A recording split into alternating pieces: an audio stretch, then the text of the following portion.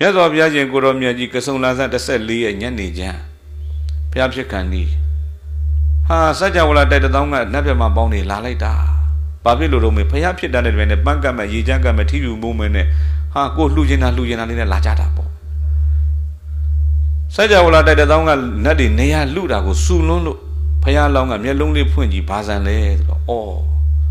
နတ်တွေပဲပူဇော်ကြဖို့နတ်ကောင်းနတ်မြတ်တွေရောက်နေတာနတ်မြတ်နတ်ကောင်းတွေရောက်နေတာဘုရားသိတဲ့ခါမျက်လုံးလေးပြန်မိတ်လေးနဲ့တဲ့ကမ္မထံပြန်စီးပြန်အဲ့ဒီအချိန်မှာ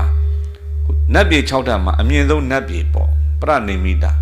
နတ်ပြည်မှာအလွန်ဆိုးဝါးတောင်းကြတဲ့မာနတ်ကသူ့ရဲ့မာနတ်တက်ကြီးခေါ်ပြီးဘုရားနာကိုလာငါတဲ့ကွာမာနတ်လို့လဲអော်လိုက်ရောဘုရားနာကနတ်ကောင်းနတ်မြတ်တွေကုန်းထွက်ပြေးသွားတာမာနတ်ကိုကြောက်တယ်ဟုတ်လားဟာတကယ်လူကောင်းသူတော်ကောင်းတွေစီးဝင်းနေတဲ့ကြားတဲ့ကိုခွေးယူဝင်တယ်လို့လမှာပေါ့လူကြခွေးယူဝင်ခွေးယူလူတွေလည်းပြေးကြတာမလားဟိုမှာနတ်ကောင်းနတ်မြတ်တွေကြားလဲမာနတ်ကြီးဝင်လိုက်တော့ဟာခွေးယူကြီးတကောင်ဝင်လာတယ်လို့ပဲကုန်းရှောင်းထွက်သွားငါတဲ့ကွာမာနတ်ဆိုတော့အိုးအတန်ကြီးပြင်းထန်လိုက်တာဘယ်သူတန်လဲလို့ဖွင့်ကြည့်တော့မာနတ်ဖြစ်ဟဲ့သိတတ်ထားတဲ့အဲ့ဒီနေရာကအမြန်ထားတယ်အဲ့ဒါငါပိုင်တဲ့နေရာဘုရားကိုလောက်ကိုဒီလိုပြောဘုရားမထားဘူးဟုတ်တယ်ဒါငါပိုင်တဲ့နေရာအရှင်ဘုရားပိုင်တဲ့နေရာဆိုအရှင်ဘုရားမှာသက်သေရှိလားတပည့်တော်ဘက်ကသက်သေတွေအများကြီးနော်တဲ့မယုံရင်နားထောင်ကြည့်ဆိုတော့သူ့နောက်ကစစ်တပ်ကိုသူမေးဟေးငါနောက်ကလူတွေဖြေကြသမ်းမာနစစ်တပ်ကိုမေးဒီပလင်ဘသူပိုင်တယ်လဲဟာမာနကြီးပိုင်မာနပိုင်တဲ့ပေါ်ဘလူကျူးလွန်နေတယ်လဲတိတ်တထကျူးလွန်နေတာအရှက်မရှိတာဘသူလဲတိတ်တထပါနဲ့ဝိုင်းអော်ကြတာတဲ့တာမန်ပုထုဇဉ်ဆိုအဲ့နဲ့ယူသေးသွားနိုင်တယ်ဟုတ်လားသူ့ဘက်မှာကနတ်ကောင်းနတ်မြတ်တွေဘသူမှစောင့်ရှောက်တဲ့လူမရှိဘူးအဲ့တော့အတ္တဟိအတ္တနောအနာထောအရေးကြုံလာရင်ကိုသာပါလေအာကိုရပဲနတ်တွေတော့နတ်ကောင်းတွေဘသူမှအာကိုလို့မရဘူးထွက်ပြေးသွားကဲရှင်ဘုရားဘက်ကသက်သေရှိလားပြောဆိုတော့မြတ်စွာဘုရားမြေကြီးလက်ညှိုးထိုးပြတယ်ဟုတ်လား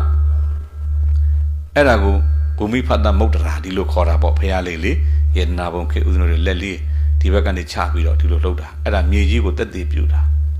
ဟဲ့မြေကြီးဒီမြေကြီးပြောစမ်းဒီပစ္စည်းကငါပိုင်တာမှုတ်လားလို့ဘုရားကမေးတဲ့အဓိပ္ပာယ်ပဲမြေကြီးကလည်းပါဇက်မပါတော့ဟုတ်ပါတယ်ဘုရားလို့မပြောနိုင်ဘူးလေခေါင်းငိမ့်ပြတာပေါ့အဲ့ဒါကိုငလျင်လှုပ်တယ်လို့ဖြစ်တာ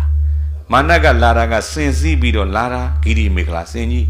စင်ကမြေကြီးပေါ်ရတာမြေကြီးမငိမ့်တော့စင်မငိမ့်စင်မငိမ့်တော့စင်ပေါ်နေတဲ့မာနလည်းပဲဖယိုဖျဲဖြစ်ပြီးတော့ထွက်ပြေးရတာဟုတ်လားအဲ့တော့ဘုရားဘက်ကသက်သေလိုက်တာဘယ်သူကလိုက်တယ်မြေကြီးကလိုက်သွားတာမြေကြီးကဘာလို့လိုက်တယ်လဲမေးရင်သူပြုတ်ခဲ့တဲ့ကောင်းမှုကြောင့်သူကလိုက်တာ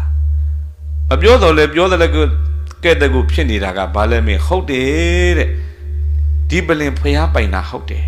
ဘာဖြစ်လို့တော့မေးတော့လေးတင်ချင်းတဲ့ကဘာတသိန်းကာလသူဒါနာကောင်းမှုတွေပြုတ်ပြီးတော့ရေသက်သွန်းချအမြတ်ပေးဝေတဲ့ရေတွေငါတောက်ခဲ့ရတာမနေဘူးအဲ့ဒီဒါနာကောင်းမှုအရှိန်ကြောင့်ဒီပလင်ကြီးပေါက်တာဟာသူမြတ်အသက်ကိုတတ်ချင်းကရှောင်လာခဲ့တဲ့အကျင့်ကြီးတွေမနေဘူးအဲ့ဒီသီလကုသိုလ်ကြောင့်ဒီပလင်ကြီးပေါက်တာဟုတ်လားဒါနပါရမီစတဲ့ဒီပါရမီ10ပါးကြောင့်ဒီပလင်ကြီးပေါက်ရတာဒီပါရမီ10ပါးကသူကိုယ်တိုင်ဖြည့်လာတာဒီလိုပြောတာဗျာအဲ့တော့ပြောချင်တာကဘာလဲမေးရင်ကိုပြုတ်ထားတဲ့ကောင်းမှုကကိုဘာဖြစ်လို့စောင့်ရှောက်တယ်အကျိုးပေးခြင်းတန်ပြီဆိုရင်ဘယ်သူကလာနှောက်ဆက်လို့မရဘူးဟုတ်ပြီလားဟာသီလကောင်းတဲ့ပုဂ္ဂိုလ်ကအသက်ရှည်မှာပဲသူအသက်ရှည်လိုက်တာကြမ်းမလိုက်တာတော့မနာလို့မဖြစ်နဲ့သူကတော့အသက်ရှည်မှာပဲမနာလို့တဲ့လူပဲအကုသို့ဖြစ်မှာဟုတ်လားဟာသူ့မြတ်ပညာတွေထိုးချွန်လိုက်တာဆိုပြီးတော့သွားပြီးတော့မနာလို့မဖြစ်နဲ့မနာလို့ရင်ကိုယ်သာအကုသို့ဖြစ်မှာသူကပညာပါရမီဖြည့်ခဲ့တဲ့ပုဂ္ဂိုလ်ကလေပညာထိုးချွန်မှာပဲဟုတ်လားစေတနာလေးနဲ့အလောဘလို့ခေါ်တဲ့တရားနဲ့ပေါင်းရင်ဒါနကောင်းမှုလေးတွေပြုလိမ့်မယ်ဒါနကောင်းမှုနဲ့ပြုလာတဲ့ပုဂ္ဂိုလ်ကဒီဘဝမှာချမ်းသာမှာပဲသူချမ်းသာလိုက်တာဆိုတော့မနာလို့မဖြစ်နေတဲ့ကိုယ်သာအကုသို့ဖြစ်မှာသူကတော့ချမ်းသာမြဲပါဖြစ်မှာတော့ချမ်းသာမှာပဲဟုတ်ပြီနော်အေးအဲ့ဒါဘာလဲလို့မေးကောင်းမှုပြုထားတဲ့ပုဂ္ဂိုလ်ကစေတနာလေးကပြီးပျောက်ဘယ်တော့မှပျောက်မသွားဘူးဒါပြောချင်တာဟုတ်ပြီလား